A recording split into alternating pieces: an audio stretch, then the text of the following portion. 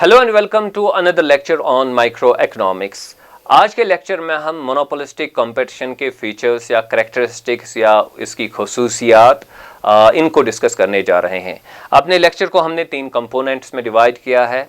पहले कंपोनेंट में हम सिंपली एक बेसिक फीचर्स का लिस्ट आपके सामने रखेंगे।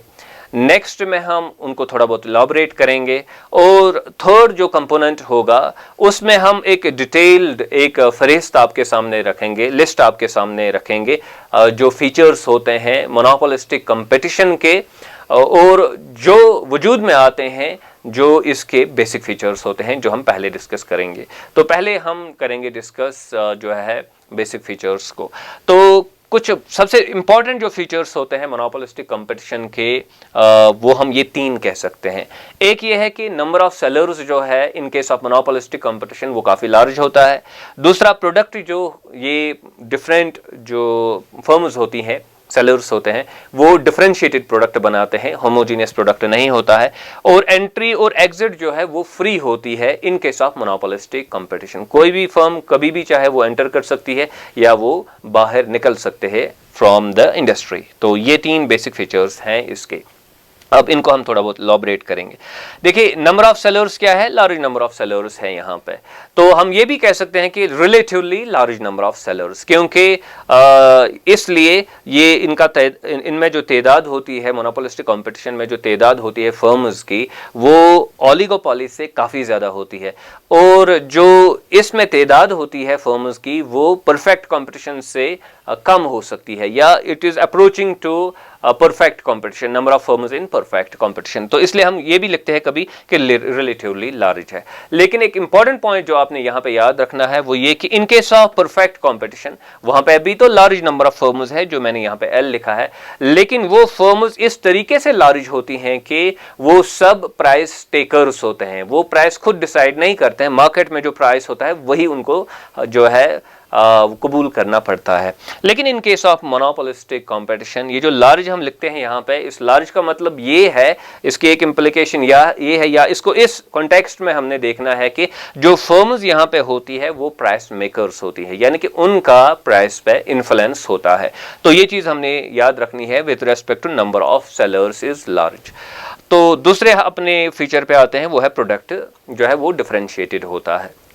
तो डिफरेंशिएटेड प्रोडक्ट का मतलब ये है कि प्रोडक्ट जो है उसका पर्पस तो सेम है लेकिन वो आइडेंटिकल नहीं है, इसमें थोड़ी बहुत डिफरेंस है, स्लाइटली डिफरेंट होते हैं प्रोडक्ट्स बिटवीन डिफरेंट फर्म्स। एक फर्म जो प्रोडक्ट बनाती है, दूसरी फर्म जो प्रोडक्ट बनाती है, तो इनके दरमियान जो है थोड़ा डिफरेंस होता है, हालांकि पर्पस सेम होता है।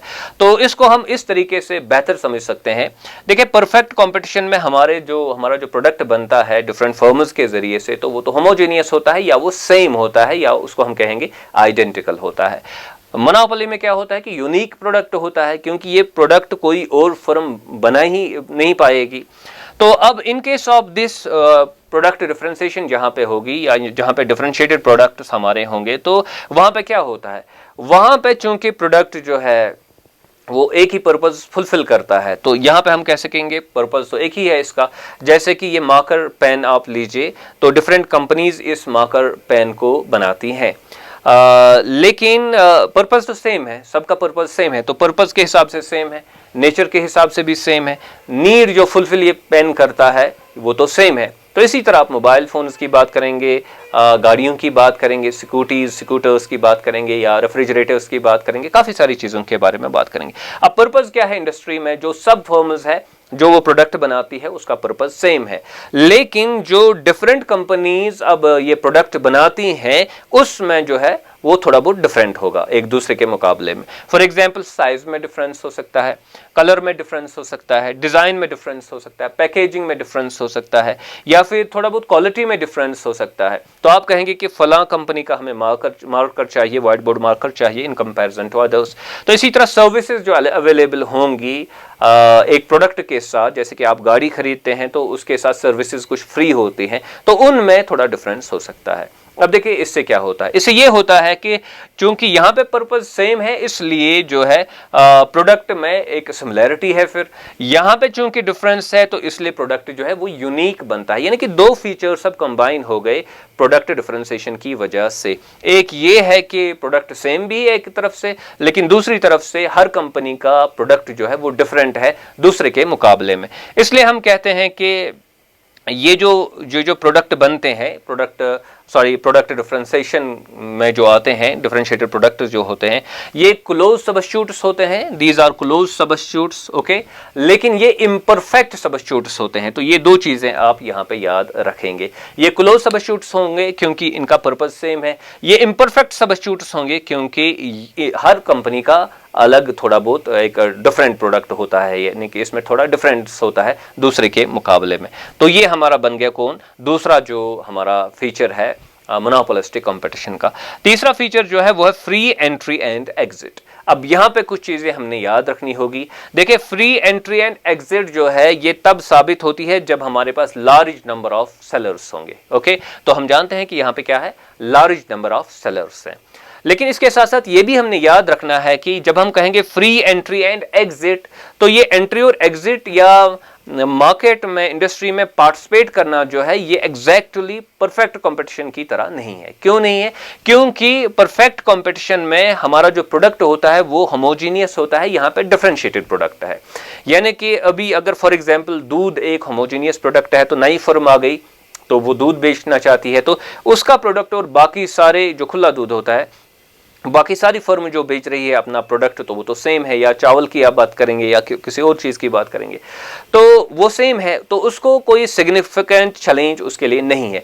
लेकिन अभी अगर कोई नई फर्म आती है, वो चाहती है कि मैं जैसे कि स्कूटीज़ बनाऊं या मैं मार्कर पेन बनाऊं या कुछ और चीज़ बनाऊं, लेकिन ऑलरेडी मार्केट में ये बन रहे हैं और डिफरेंट कंपनीज ने जो है अपने ब्रांड्स बना रखे हैं। तो यहाँ पे जब एंट्री और एग्जिट होगी तो इस चीज़ का, यानी कि फर्म्स की एंट्री और एग्जिट पे जाहिर सी बात है इम्पैक्ट पड़ेगा। तो ये एंट्री और एग्जिट तो कानून के हिसाब से फ्री है, लेकिन ये जो प्रोडक्ट डिफरेंशिएशन है इसका इस पे इम्पैक्ट पड़ेगा। तो ये रही बात बेसिक फीचर्स की, और इनको थोड़ा बहुत हमने यहाँ पे इलैबोरेट किया। अब हम एक लिस्ट प्रोवाइड करेंगे जो फीचर्स बनते हैं मोनोपोलिस्टिक कंपटीशन के, actually on the basis of these three basic features of monopolistic competition. तो आइए हम उसकी तरफ चलते हैं। यहाँ पे हम 10 फीचर्स की बात करेंगे जो वजूद में आते हैं, जो बेसिक फीचर्स की हमने बात की वहाँ से। तो पहला फीचर है कि जो मोनोपोलिस्टिक कंपटीशन होता है वहाँ पे काफ़ी कंपटीशन होता है, स्टिफ कंपटीशन होता है। उसकी वजह है ये है कि आपके पास जो नंबर ऑफ फर्म्स है वो काफ़ी ज़्यादा है, और इसके साथ साथ जो वो प्रोडक्ट बेच रहे हैं वो क्लोज सबस्टिट्यूट्स होते हैं एक दूसरे के, तो इसलिए कंपटीशन जो है वो काफ़ी ज़्यादा होता है in case of monopolistic competition. तो ये एक चीज़ है। दूसरी चीज़ जो आपने यहाँ पे याद रखनी है वो ये है कि देखिए नंबर ऑफ फर्म्स काफ़ी ज़्यादा है, तो अभी आप क्या करेंगे, एक प्रोडक्ट में आप मॉडिफिकेशन कर रहे हैं, तो आप जो है इस वक्त इस चीज़ पे फोकस नहीं करेंगे कि ये वाला फर्म जो है, ये वाला फर्म जो है ये इसके मुकाबले में क्या रिएक्ट करेगा, या कोई आप और जो है बेनिफिट प्रोवाइड करेंगे या मॉडिफिकेशन करेंगे अपने सिस्टम में, तो आप ये ख्याल उस वक्त इसलिए नहीं करेंगे क्योंकि वहाँ पे काफ़ी ज़्यादा जो है वो फर्म्स होती हैं। तो इसलिए no account of rivals reaction जो है वो चीज़ इसमें होती है कि जो फर्म होती है वो अपने काम से काम रखती है, बाकियों पे अपना काम जो है वो नहीं रोकेगी, इस वजह से कि बाकी जो है वो इस तरीके से रिएक्ट करेंगे। यूजुअली ये होता है in case of monopolistic competition. तीसरा ये है कि जो मोनोपोलिस्टिक कंपटीशन में एक फर्म होती है उसके पास एब्सोल्यूट राइट होता है, यानी कि उसके पास समझें कि पेटेंट होता है या ये बस उसका हक होता है कि वो एक खास प्रोडक्ट बनाए। तो अभी फॉर एग्जांपल जो वर्लपूल वाले हैं वो डिफरेंट प्रोडक्ट्स बनाते हैं, तो वो बस उनका हक है। इसी तरह एचपी वाले लैपटॉप वगैरह बनाते हैं, तो वो बस उनका हक है। कोई और कंपनी जो है, फर्म जो है, वो एचपी वालों का लैपटॉप नहीं बना सकेगी या कंप्यूटर नहीं बना पाएगी, क्योंकि इनके पास राइट है। इनके पास राइट, एब्सोल्यूट राइट है प्रोडक्शन का भी, सेल का भी, और आउटलेट्स ये किस तरह क्रिएट करेंगे, इन सब चीज़ों में इनका जो है एब्सोल्यूट राइट है। तो इसी तरह ब्रांड लॉयल्टी यहाँ पे एक इम्पॉर्टेंट कॉन्सेप्ट है। जैसे कि काफ़ी सारे लोग पसंद करते हैं एप्पल फ़ोन, ओके, हालांकि काफ़ी सारे फ़ोन्स हैं मार्केट में, लेकिन कुछ लोग जो होते हैं वो एप्पल को ज़्यादा पसंद करते हैं।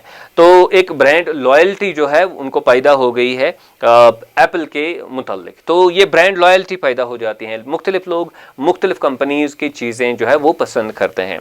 अब देखिए, जब ब्रांड लॉयल्टी पैदा हो जाएगी तो इससे क्या होता है? इससे ये होता है कि जो कंपनी है उसको थोड़ा मोनोपोली पावर हासिल होता है, उसको जो है मोनोपोली पावर हासिल होता है। मोनोपोली पावर हासिल होने का मतलब ये यहाँ पे ये है कि वो प्राइसेस को इन्फ्लुएंस कर सकती है। अगर वो अपना प्राइस जो है वो इंक्रीज करेगी, क्योंकि उनको मालूम है कि हमारे पास कस्टमर्स हैं, जो हमारे लॉयल कस्टमर्स हैं, जो हमसे ही प्रोडक्ट खरीदेंगे, उनमें से अक्सर जो है वो भाग नहीं जाएंगे जब हम प्राइस थोड़ा इंक्रीज करेंगे, तो इसलिए वो प्राइस जो है अपने से इंक्रीज कर पाएंगे। तो वो है मोनोपोली पावर। तो ये कहां से आता है? ब्रांड लॉयल्टी की वजह से मोनोपोली पावर उनको मिलता है।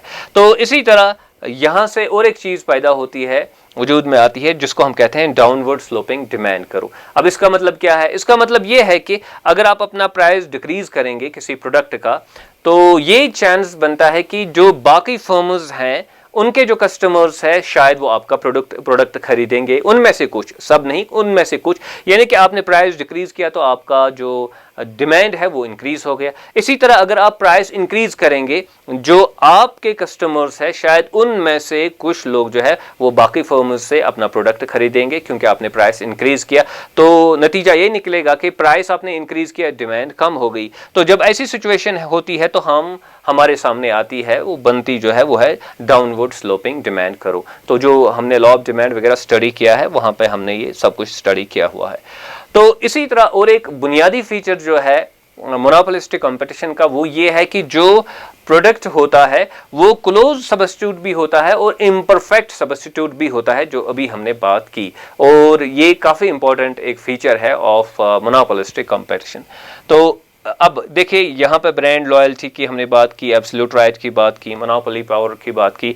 अब जो प्रोडक्ट डिफरेंशिएशन है उसकी वजह से एक बहुत ही बड़ा जो नया चीज जो पैदा होता है in case of monopolistic competition, वो ये है कि सेलिंग कॉस्ट्स जो है वो वजूद में आते हैं। जैसे कि एडवर्टीजमेंट, आप देखते हैं कि पेप्सी वाले अलग से ऐड करेंगे, कोका कोला वाले अलग से ऐड करेंगे, डिफरेंट कंपनीज जो है वो अलग से ऐड करती हैं। तो इसी तरह मोबाइल फोन्स में, या जो आप रेफ्रिजरेटर्स, फ्रिजेस वगैरह यूज करते हैं, या आप जो गाड़ियां जो आप खरीदते हैं, तो वहां पे काफी कंपनियां जो है वो एडवर्टीजमेंट करते हैं। तो ये एडवर्टीजमेंट इसलिए होती है क्योंकि उनके पास जो है प्रोडक्ट का एक एब्सोल्यूट राइट होता है, वो प्रोडक्ट बस वो बेच सकते हैं।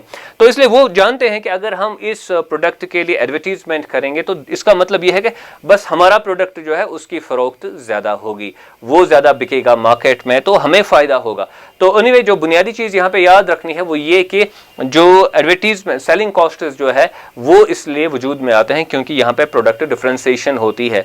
और ये प्रोडक्ट डिफरेंशिएशन चूंकि परफेक्ट कंपटीशन में नहीं होती है, इसलिए वहां पे सेलिंग कॉस्ट्स भी नहीं होते हैं। सिमिलरली मोनोपोली में भी यूजुअली ऐसा नहीं होगा।